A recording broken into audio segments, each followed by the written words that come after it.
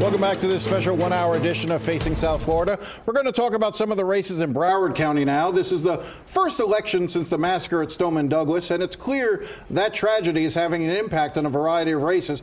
Let's start with the school board races. We have the mother of one of the Parkland victims and the father of another Parkland victim, both running for Broward School Board, and it could really change the dynamics of this race.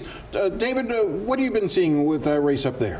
Well, I think if you're an incumbent on the school board, one of the problems you have is name recognition. How many people actually know who their school board member is versus everybody knows Parkland, and if you're a Parkland parent, that's going to resonate with voters for a number of reasons. And I think these elections feel all about Robert Runcie in a lot of ways. If the Parkland parents win, does this mean that Runcie is out of a job? He's already under a lot of stress.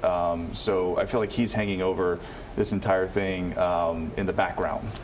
Robert Runcie's job on the line with this election? It might be. I'd really like to talk about what an atrocity the Broward School Board is.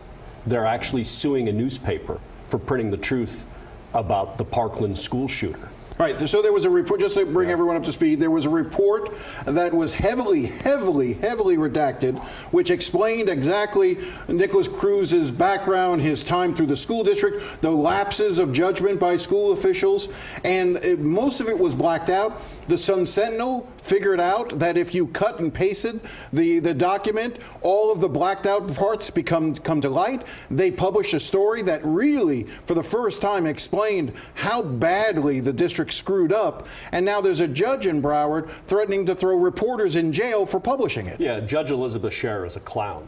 I think the way she acted on the bench was embarrassing.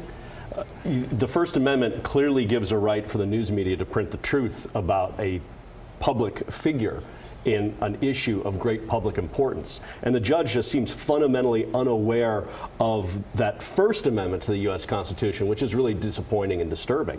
And in addition to that, you have the school board, which is kind of playing this little game like, oh, we didn't know our lawyer was going to petition the court to slap sanctions on these people, or at least kind of tattle on the Sun-Sentinel to perhaps put sanctions on them. And no one at the school board is stopping this. And I'd also like to ask the Sun-Sentinel's editorial board, is your reporters have done such a great job. Why would you not rescind your endorsement of the 3 school board candidates whom they have endorsed?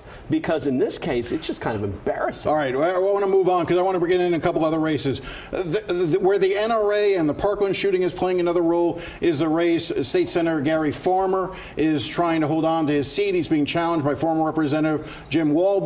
Both seem to be trying to run a campaign as to claiming the other guy is more liked by the NRA than I am. Right. The NRA, I think, sent Gary Farmer a thank you letter for voting against. It was the NRA trying to sabotage Gary Farmer. Right. They're just trolling. As if he voted against it because he was offended by gun control. I mean, he voted against it clearly because he was against, I think, the idea of arming teachers and a number of other reasons. He didn't think he also didn't think the bill went far enough. We're talking about the bill in Tallahassee that, you know, for school, the Parkland, the Stoneman Douglas bill that raised the age to buy a gun from 18 to 21 and did other things. He wanted a more aggressive bill that banned assault weapons and did a number of other things. And because that wasn't there, he voted against it. And now Marion Hammer and the NRA sent a note basically saying, thank you, Gary Farmer, for your support. And Gary Farmer's opponent has run with it to say, Gary, see that? Gary Farmer is the candidate of the NRA. And Farmer is saying, no, my opponent is the candidate of the NRA. It's hard to see that working against Gary Farmer, though. Every time I listen to my music on YouTube, and every time I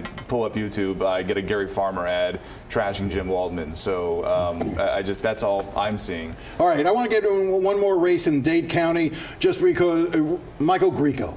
You got to love a candidate who was on the Miami Beach City Commission, gets tossed off the commission, finishes what? His probation, and then immediately, like 2 days later, announces his run for the State House. What the hell is wrong with the Dade State Attorney's Office where they wouldn't require him to sit out for politics for a longer period of time as part of his probation? It's insane.